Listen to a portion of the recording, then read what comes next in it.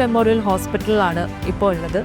ഞാൻ മാതൃദിനത്തോടനുബന്ധിച്ചുള്ള ഒരു പരിപാടിയിൽ പങ്കെടുക്കാൻ വേണ്ടി വന്നതാണ്. തൊടുപുഴക്കാർക്ക്, ഇടുക്കിക്കാർക്കൊക്കെ പെട്ടെന്ന് ഓടിയെത്താനുള്ള എല്ലാ അത്യാധുനിക സംവിധാനങ്ങളോട് കൂടിയിട്ടുള്ള ഹോസ്പിറ്റൽ ഫെസിലിറ്റീസ് അത് ഒരുങ്ങിക്കൊണ്ടിരിക്കുന്നു, അല്ലെങ്കിൽ അതിൻ്റെ പ്രവർത്തനങ്ങൾ വളരെ ഊർജിതമായിട്ട് നടക്കുന്നു. അതിൻ്റെ അപ്ഗ്രേഡ്സ് ഇവിടെ തീർച്ചയായിട്ടും കാണാറുണ്ട്. അപ്പോൾ അതിൽ ഒരുപാട് സന്തോഷമുണ്ട്.